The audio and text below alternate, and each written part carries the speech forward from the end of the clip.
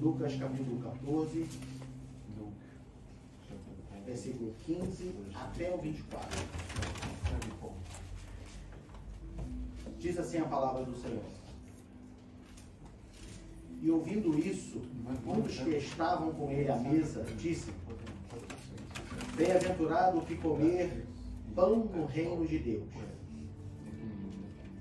Porém ele lhe disse: Um certo homem fez uma grande ceia e convidou a muitos. E, à hora da ceia, mandou o seu servo dizer aos convidados: Vinde, que já tudo está preparado. E todos a uma começaram a escusar-se. Disse-lhe o primeiro: Comprei um campo e preciso ir vê-lo. Rogo-te que me hajas por escusado. E outro disse: Comprei 5 juntas de bois e vou experimentá-los. Rogo-te que me hajas por escusado. E outro disse: Casei e, portanto, não posso ir. E voltando aquele servo, anunciou essas coisas ao seu senhor. Então o pai de família, indignado, disse a seu servo: Sai depressa pelas ruas e bairros da cidade e traz aqui os pobres, os aleijados, mancos e cegos. E disse o servo: Senhor, feito está como mandaste, e ainda há lugar.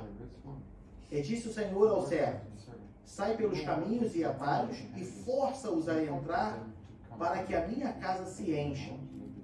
Porque eu vos digo que nenhum daqueles varões que foram convidados provará a minha ceia. Podeis se assentar em nome de Jesus. Amados, eu quero trazer uma meditação aos irmãos. Serei breve para nós não passarmos muito do horário.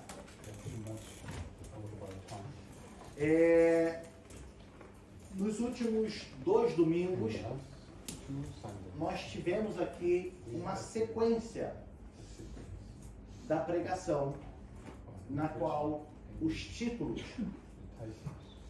os assuntos eram semelhantes. E quem combinou isso? O Espírito Santo. Porque nós não combinamos nada disso. No 3º domingo, foi o presbítero Diego que pregou. E o presbítero Diego, ele pregou sobre servir. Ele falou sobre a importância de servirmos e servirmos em família. No último domingo, o pastor Maurício foi nosso convidado. Ele trouxe aqui uma palavra no último domingo e ele tinha até perguntado qual era o tema. E nós dissemos para ele assim: deixa Deus te usar. Não tem tema. Busca Deus e o que Deus te der, o Senhor entrega. E assim ele fez. E ele falou sobre semear bem para colher bem. Se você não entende, mas no domingo foi falado sobre servir. No outro foi falado sobre semear bem para colher bem. E hoje, amados, eu quero falar sobre os benefícios de amar a casa do Senhor. Os benefícios que nós temos por amar a casa do Senhor. Tem muitos irmãos que não entendem os serviços da igreja. Tem muitos irmãos que ainda não conseguem compreender a necessidade de serviços na igreja. Na igreja. A igreja, como uma organização, ela tem muitos serviços a se fazer. A igreja de Cristo, em comunhão, também tem muitos serviços para se fazer. Então há muitos irmãos que começaram a caminhada na fé aqui com a gente. Começaram agora. Tem outros irmãos que já começaram há algum tempo. Tem outros irmãos que de fato já entendem esse processo porque já são crescidos e sempre entenderam que há necessidade de trabalhar na igreja. Existem serviços na obra do Senhor. Como eu tenho dito para os irmãos, nós aqui, nós não somos um grupo de um clube social onde é uma reunião de apoio que você vem.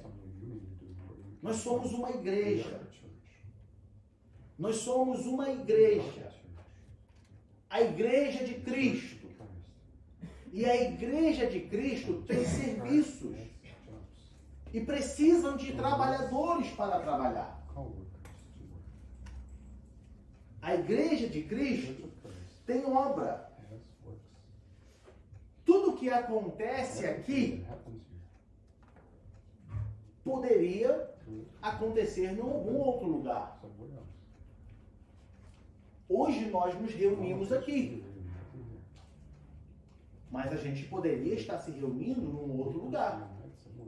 E independente de onde a gente se reúna, sempre haverá serviço. Sempre haverá trabalho.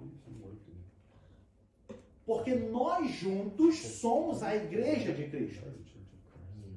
Nós juntos formamos a igreja. E como igreja, tem a organização. Então, independente de onde nós nos reunirmos, pelo menos duas coisas deve ter. A primeira é reverência. E a segunda é organização. Por que isso, amado? Porque nós não estamos nos reunindo como um grupo de apoio, como Alcoólicos Anônimos. Nós nos reunimos para cultuar ao Deus vivo. Nós nos reunimos para adorar ao Deus que é santo. Nós nos reunimos para agradecer a Ele por todos os benefícios que Ele nos tem feito. E isso exige reverência. Em nenhum momento da Bíblia nós vemos a Bíblia nos permitindo abrir mão da reverência para com Deus. Em todo momento é necessário haver reverência. E aqui eu quero abrir uma observação. Há algum tempo atrás, nós falamos sobre reverência dentro da casa do Senhor. E eu louvo a Deus, porque os irmãos temem a Deus e entenderam a mensagem. E hoje, os irmãos não entram durante a escola dominical e ficam lá fora esperando acabar a escola para que no intervalo do culto, da escola para o culto, eles entram e se sentam. Isso é louvável diante de Deus. Assim como nós precisamos entender que quando estamos fazendo a leitura da palavra, não se anda dentro da igreja. Porque é a leitura da palavra. Entenda que quando Esdras e Neemias, eles acabaram de reformar Jerusalém, Esdras vem lendo a palavra e todo o povo se coloca de pé só para escutar a palavra. Reverência. Aqui, amados, eu posso louvar a Deus, porque os irmãos entenderam o que é reverência diante de Deus. Que isso aqui não é só um encontro social.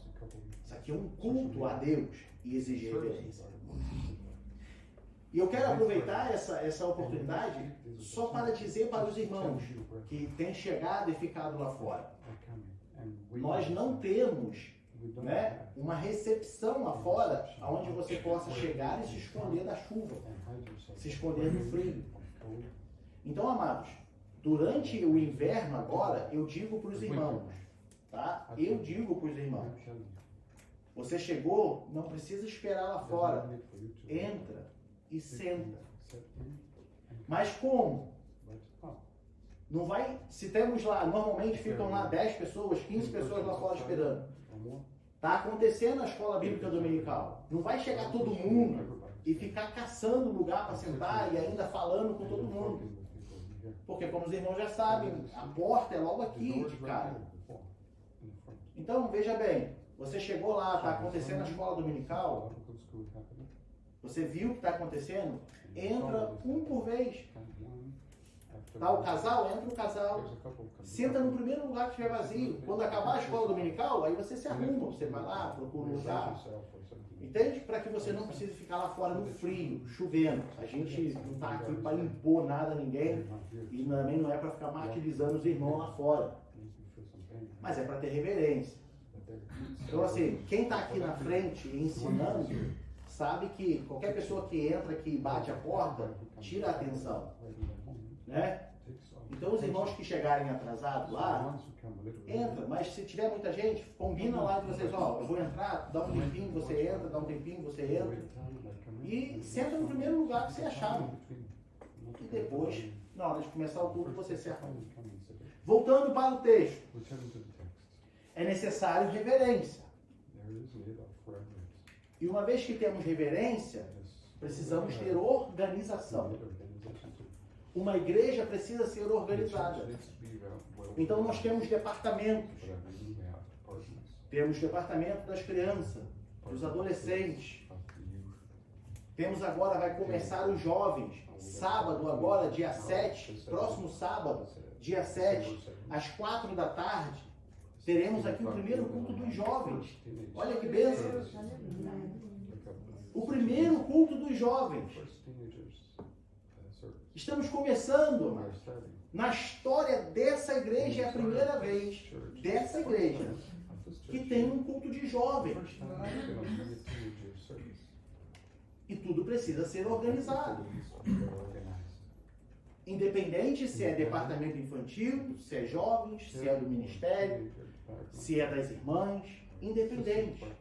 Tudo exige reverência e organização. E para que a organização funcione, amado, é necessário ter pessoas. Pessoas que queiram trabalhar. Pessoas que queiram fazer acontecer.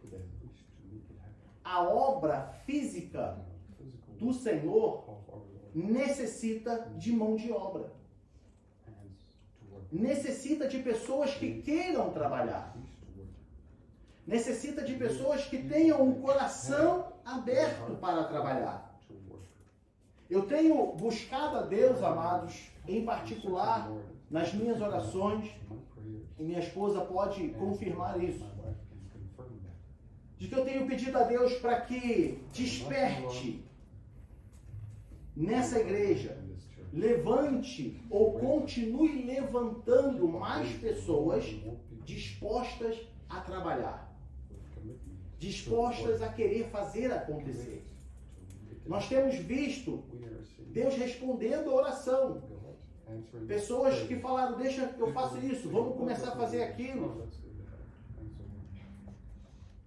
Mas isso não pode se limitar, amado. Nós precisamos entender que a obra precisa funcionar. E se cada um de nós abrirmos o nosso coração e falar, não, vamos fazer acontecer, as coisas vão se multiplicar. Nós conseguiremos alcançar ainda mais pessoas. Temos que ter pessoas para se envolver com as obras da igreja. Para que isso aconteça, amado, é necessário ter pessoas que estejam dispostas a se envolver, a servir de acordo com a necessidade da obra. A necessidade. A obra necessita de tal coisa. Então vamos fazer tal coisa. Ah, mas isso eu não quero fazer. Mas é o que a obra precisa. É o que a obra necessita. Então é o que a gente precisa. Olha, eu sei fazer, então deixa que eu faço. Pode contar. Vamos trabalhar. O que a obra precisa? O que a obra precisa? Ela precisa de pessoas para ficar em pé na porta, deixa que eu faço. Precisa de pessoas para varrer lá fora, deixa que eu faço. É entender a necessidade da obra. E falar, pode contar comigo. Estou aqui para trabalhar. Estou aqui para ajudar. O ponto que eu quero destacar com os irmãos é que Deus abençoa quem se dedica à obra de sua casa, aos seus serviços. Deus abençoa. E isso eu vou mostrar para os irmãos aqui na Bíblia, que Deus abençoa. Quando você se dedica às obras do Senhor, aos serviços na casa do Senhor, Deus abençoa. E o que eu estou pregando aqui, o que eu estou falando aqui, amados, não é essas teologias neopentecostais que pregam prosperidade, não. Eu não estou aqui pregando essas heresias neopentecostal, não. Que diz que basta você servir a Deus e a sua vida, o seu estilo de vida vai ser melhorado, você não vai ser pobre, você vai ser rico, não. Não estou falando de nada disso. Não estou falando essas heresias, não. Estou pregando sobre você e eu amarmos as coisas de Deus, incluindo os serviços da casa do Senhor. Amarmos. Se você ama a casa de Deus e cuida da casa do Senhor, se envolvendo nas tarefas da casa do Senhor, Deus te abençoa.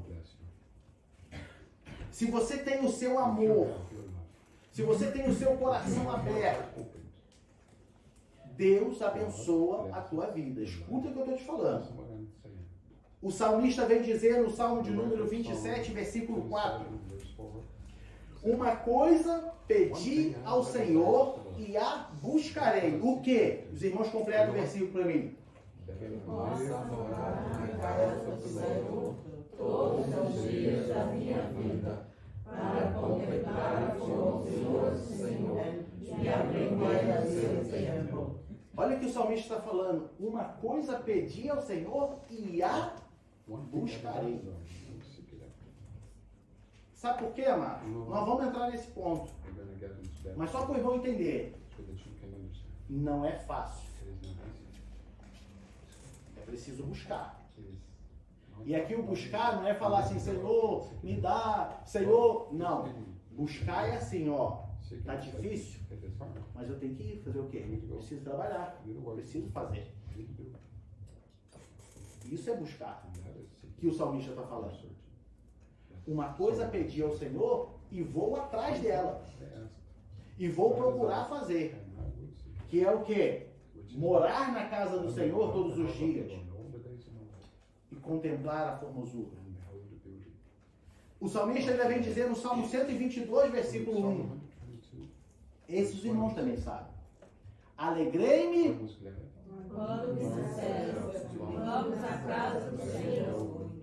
Alegrei-me Quando me disseram, vamos à casa do Senhor. Olha, o salmista está nos mostrando a alegria de estar na casa do Senhor. A alegria de estar na casa de Deus. E não só estar na casa de Deus, amado, mas trabalhar na casa de Deus. Eu lembro aqui, os irmãos provavelmente lembram, que não tem tanto tempo que ele foi embora. O nosso irmão Luiz. Nosso irmão Luiz foi embora para o Japão, né, com a sua família. Mas a gente conversava e ele falou comigo uma coisa que eu achei muito bonita e que eu guardei para mim. E ele disse para mim assim, falou, pastor, eu ensino na minha casa que a igreja ela é uma extensão da minha casa. A igreja é uma extensão da minha casa. A igreja não é um lugar à parte. A igreja é a extensão da minha casa. E aí, o que isso quer dizer? Que os filhos dele, né, já entendia que a igreja fazia parte do seu lar. Os filhos dele não pensavam, segundo o ensinamento dele, segundo o que ele estava me falando, ele fala assim, olha, eu ensino para os meus filhos que ir na igreja é como se a gente estivesse dentro de casa e fosse no quarto. Ir na igreja é como se a gente já estivesse dentro de casa e eu só estou indo na cozinha. Ou seja, a igreja, o ambiente, o local, é como a extensão da casa dele. Será que nós temos ensinado para os nossos filhos que, olha, aqui você está em casa, meu filho. Em casa não para você tocar e fazer o que você quer. Mas de que, olha, assim como você vai no quarto, assim como você vai na cozinha, assim como você vai no banheiro, assim como você vai na sala, você vai à igreja. É um local onde nós, servos de Deus, cristãos, devemos amar estar na casa do Senhor. Na casa de Deus. Quando nós olhamos para Ageu, capítulo 1, livro do profeta Ageu, capítulo 1, eu já li esse versículo, essa passagem algumas vezes, mas eu gostaria de trazer de novo aqui para os irmãos. Do versículo 4 ao 6 e depois do versículo 9.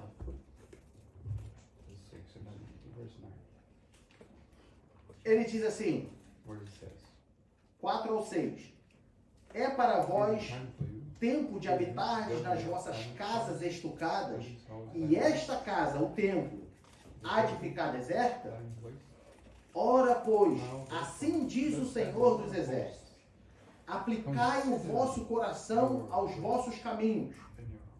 Aí ele diz, semeeis muito e recolheis pouco, comeis, mas não vos fartais, bebeis, mas não vos saciais, vestis-vos, mas ninguém se aquece, e o que recebe salário num saquetel furado. O versículo 9. Olhaste para muito, mas eis que alcançaste pouco, e esse pouco, quando o trouxeste para casa, eu lhe assoprei. Por quê? O Senhor está perguntando. Disse o Senhor dos Exércitos, por causa da minha casa que está deserta, e cada um de vós corre à sua própria casa.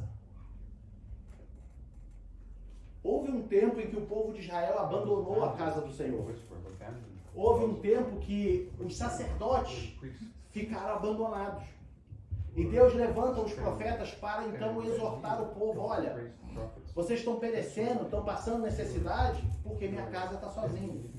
Minha casa está vazia. Minha casa está abandonada. Entenda uma coisa, amados. Se Deus está falando que eles semeavam e não colhiam, que eles procuravam comer, mas não se fartavam, porque a casa de Deus estava vazia, quer dizer que se eles estivessem se dedicando à casa do Senhor, as suas vidas seriam abençoadas. A lógica é inversa. Quer dizer que se eles estivessem se dedicando, o Senhor estaria abençoando. Quer dizer que se eles estivessem amando a casa do Senhor, Deus estaria abençoando. Quando nós olhamos para a 1 Crônicas, capítulo 13, versículo 14. Nessa passagem nós vemos Davi trazendo a arca de volta para Jerusalém. Só que Davi, ele tenta trazer a arca de uma forma equivocada, em cima de carros de bois. 1 Crônicas 13, 14.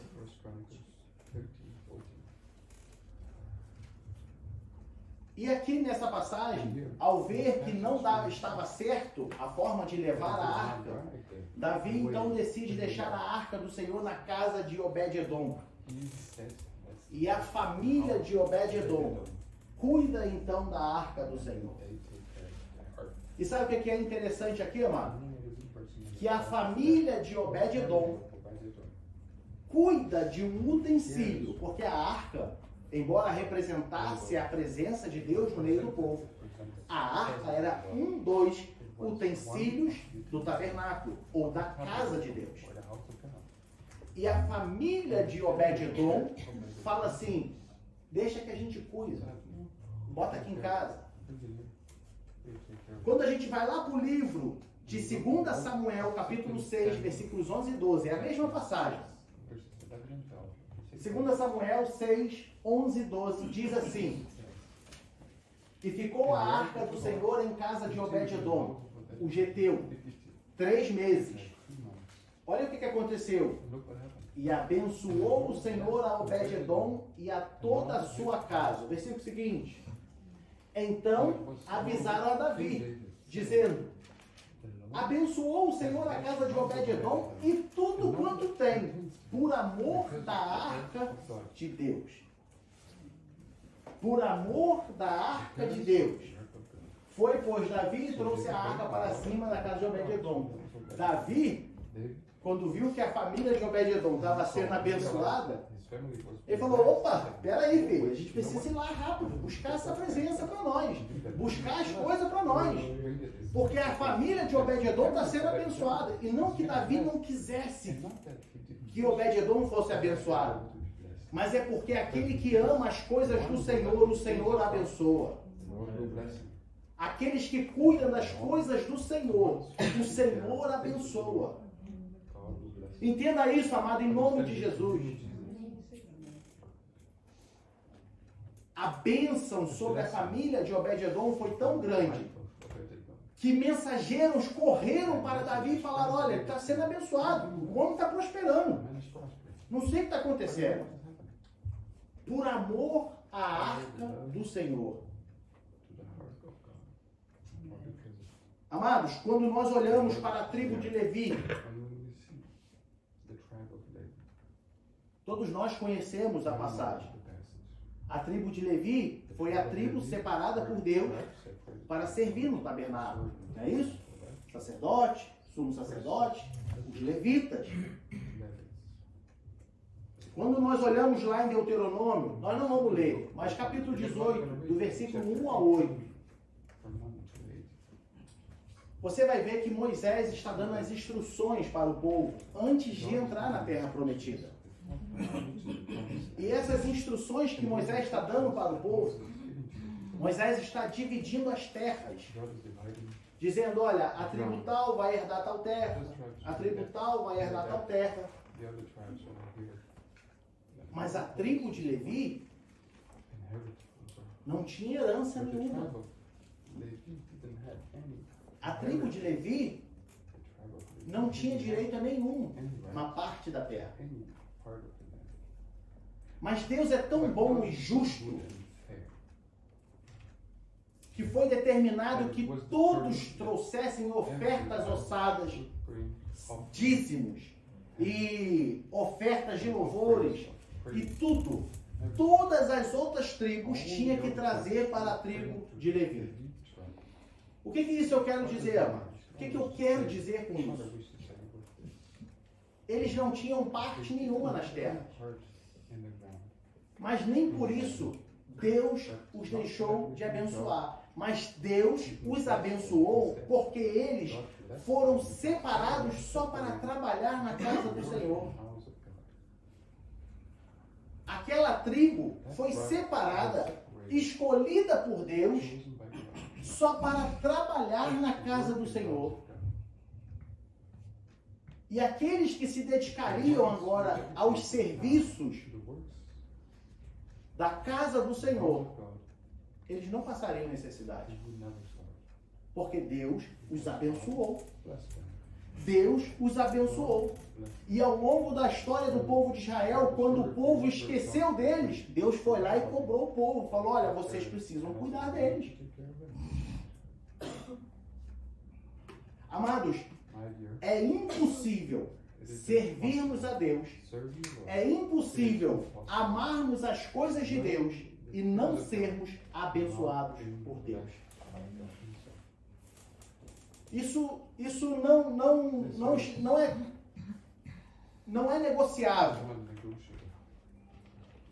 Se você ama as coisas do Senhor, se você se dedica às coisas do Senhor, Ele vai abençoar a sua vida.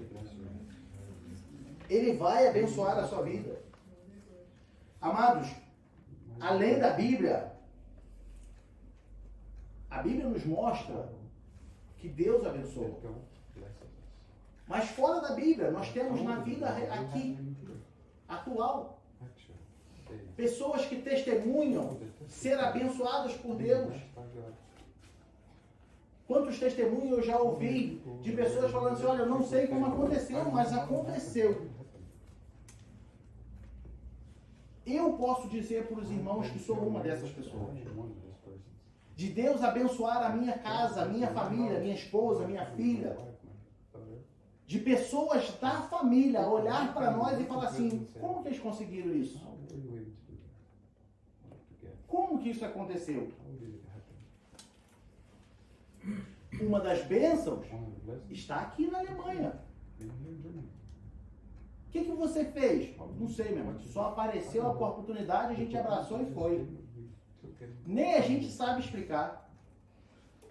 Aqui na Alemanha, Deus tem abençoado a nossa vida a ponto de pessoas da família falar assim, impossível que vocês tenham conseguido isso.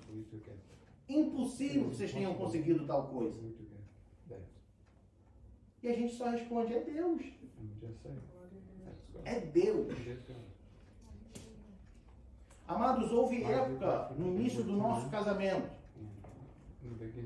Nós não entendíamos ou não priorizávamos amar as coisas de Deus. E Deus permitia que a gente passasse por alguns ventos. A nossa filha vivia doente. Mas vivia doente. E no Brasil, mesmo que você tenha um plano de saúde, você ainda gasta mais um dinheiro. O plano de saúde não é o suficiente. Diferente daqui da Alemanha. E nós gastávamos, era dinheiro. Com a nossa filha doente. Era hospital, era remédio, e era isso, e era aquilo. Amados, já houve meses de nós passarmos quase que um mês comendo arroz com salsicha, porque era o que o dinheiro dava para comprar. Até nós entendermos que, olha, precisamos ter compromisso com o Senhor. Precisamos amar as coisas de Deus. Precisamos nos dedicar. E quando assim a gente colocou no coração e começamos a fazer assim, Deus começou a abençoar. As coisas começaram a desenrolar na nossa vida. E a gente não ficou rico não, tá, Márcio? Porque é o que eu estou te falando, não estou pregando aqui teologia neopentecostal não. Mas a nossa filha já não ficava mais doente. O dinheiro que a gente gastava por mês com a saúde da nossa filha, agora sobrava para comprar comida dentro de casa. O mesmo dinheiro, o mesmo salário. É algo, amado, que aos olhos dos homens é impossível. Aos olhos dos homens não tem sentido, não faz lógica. Mas é Deus quem faz. O que eu preciso que os irmãos entendam, amados, que os irmãos não estão trabalhando para mim. Os irmãos não estão fazendo favor para mim. Trabalhar nos serviços da igreja, amados, os irmãos não estão fazendo para mim, em nome de Jesus. Tira isso da sua cabeça. Você não está me fazendo favor nenhum. A obra é de Deus. O serviço é para Deus. A igreja é de Deus. Você é de Deus. Faça para Deus. Não faça para mim. Porque eu não sou digno de nada. Nem da sua amizade eu sou digno. Mas faça servindo a Deus.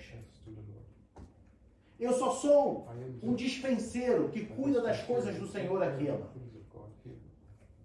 Eu sou somente um dispenseiro que cuida das coisas do Senhor. E a minha responsabilidade é fazer com que as coisas do Senhor funcionem bem, de acordo com o padrão bíblico. Agora, o serviço que você vai prestar, você não está prestando para mim. Você está fazendo para Deus. Então não venha para a igreja para querer trabalhar, para agradar fulano ou ciclano, para querer se mostrar para fulano ou ciclano, mas faça de coração aberto para Deus. Porque aí sim a sua vida vai ser abençoada. Também não estou aqui motivando, incentivando os irmãos a virem para a igreja com interesse de que eu vou fazer isso porque Deus vai me abençoar. Eu vou fazer aquilo porque Deus vai me abençoar. Não, amado. O que eu quero é que você ame as coisas do Senhor. O que eu quero é que você ame a obra do Senhor. Entenda que trabalhar para o Senhor é um privilégio para poucos. Porque muitos são chamados, mas poucos os escolhidos. Então você não está aqui me agradando. Porque se fosse depender de você me agradar, minha esposa está ali com prova, coitada. Sou uma pessoa difícil, não sou? E só Deus. Né? Sou uma pessoa difícil, mas faça para Deus, amado. Você está fazendo para Deus, amado. Fala para o irmão que está ao seu lado, se você está fazendo para Deus. Acorda o irmão que está ao seu lado aí e fala assim, você está fazendo para Deus, amado. A obra é de Deus. A obra é de Deus. Veja bem, amados. Lá em Mateus capítulo 21, versículo 12 a 14. É a passagem onde Jesus purifica o templo. Jesus chega no templo e está cheio de mercadores dentro do templo. Cheio de cambistas dentro do templo. A Bíblia vem nos falar que Jesus passa a mão no chicote e sai espantando todo mundo. E bota a ordem na casa. E ele diz assim, a minha casa será chamada casa de oração. E no versículo seguinte diz que vieram então a ter com ele no templo os enfermos e foram curados. Quando fazemos as coisas com ordem, com reverência, com organização para Deus, o milagre acontece. Quando viemos para a casa de Deus, com os corações abertos, entendendo que nós estamos na casa do Senhor, não é na minha casa, não é na sua casa. Enfermos serão curados, almas serão libertas, vidas serão transformadas, pessoas chegarão ao conhecimento de Deus. Agora eu vou dizer para os irmãos, a sua vida será abençoada. A sua vida será abençoada. Entenda isso, a sua vida será abençoada.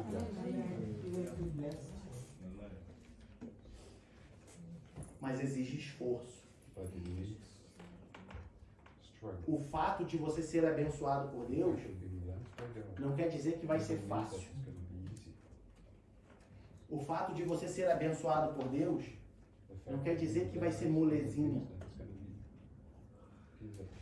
A parte A do versículo 9 de Salmo 69, o salmista diz assim: o zelo da tua casa me devorou.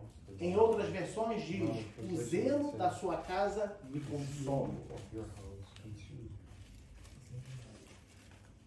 Entenda uma coisa: os serviços são cansativos. É cansativo, amor. Servir na casa do Senhor é cansativo. Ou os irmãos acham que os levitas eram todos os dias festa, desmonta tabernáculo, monta tabernáculo, carrega ferro, desmonta ferro, pega ouro, tira ouro. Tu acha que os levitas faziam isso todos os dias, sorrindo e felizes da vida? Imagina levantar acampamento. Imagina montar tudo aquilo de novo.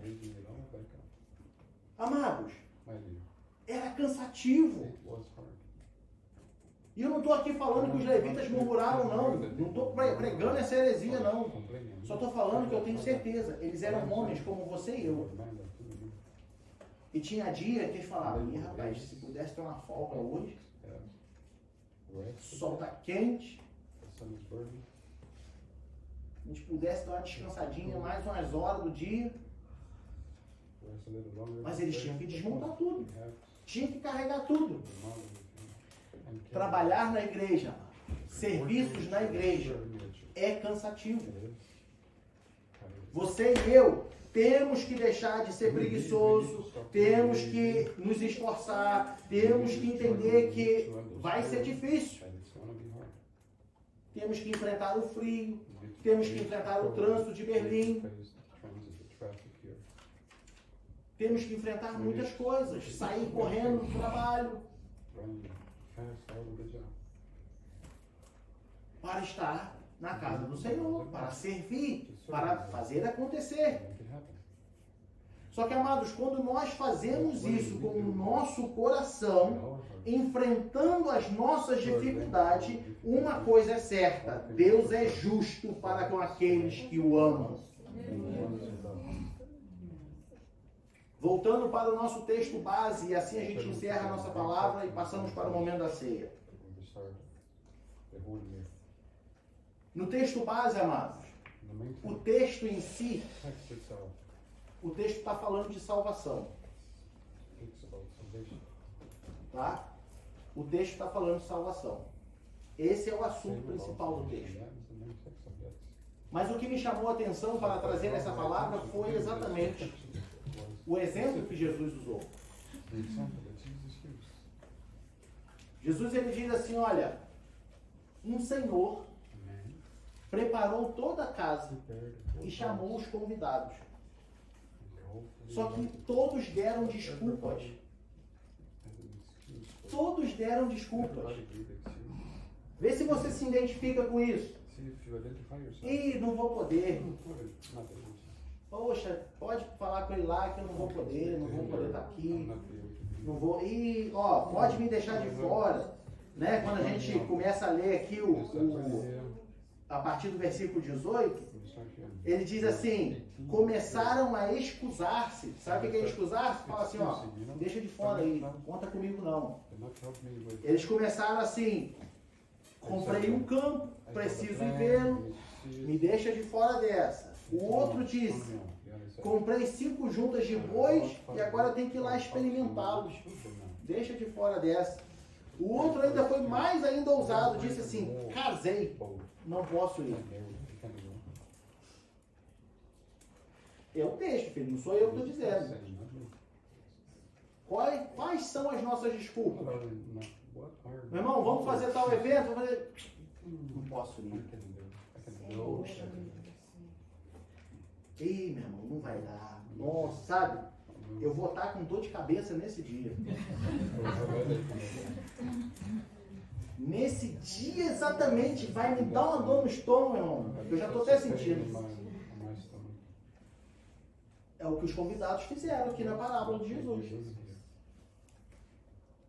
Aí o que o Senhor manda fazer? Vai lá e busca os aleijados, os coxos, os pobres e enche a minha casa, para não ter espaço mais para eles, caso eles mudem de ideia e queiram vir. Você está se recusando a fazer a obra do Senhor. Você está inventando desculpas que nem você, até você sabe que é desculpa para não fazer as coisas do Senhor. Entenda que Deus vai levantar outras pessoas. E se você não fizer, vai vir outro que vai fazer. E depois não vai adiantar você falar assim, ah, meu irmão, pode contar comigo de novo. Já foi. Já foi. Já foi. Deus conta contigo. Deus te chama para trabalhar. Deus te chama para fazer. É você, meu. É você que Ele está chamando. É você que Ele mandou convidar. É você, amado. Para de dar desculpa. Para de inventar pretexto. Nosso irmão Douglas veio aqui e falou sobre gratidão. No Brasil a gente espera o ônibus 1 hora no ponto, sem saber se vai passar. Aqui a gente não vem para a igreja porque o metrô vai atrasar 10 minutos. Gente, está na hora de acordar, amado. Jesus está voltando. Jesus está voltando, amado. E Ele só vai levar aqueles que o honram. Ele só vai levar aqueles que o servem. Ele só vai levar aqueles que o buscam. Ele só vai levar aqueles que têm compromisso com Ele.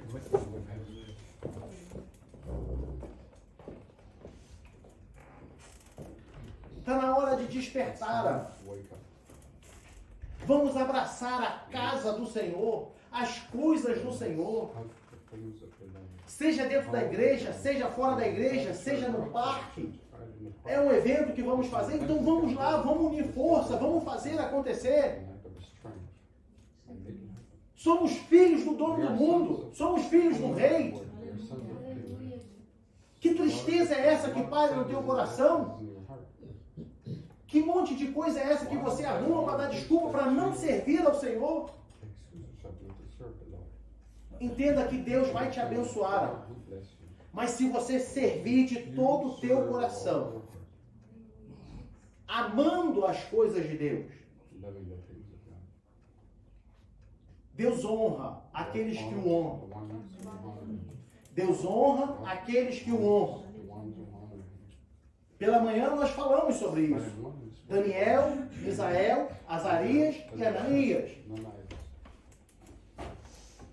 Em todo o tempo que eles escolheram honrar o Senhor, Deus os honrou.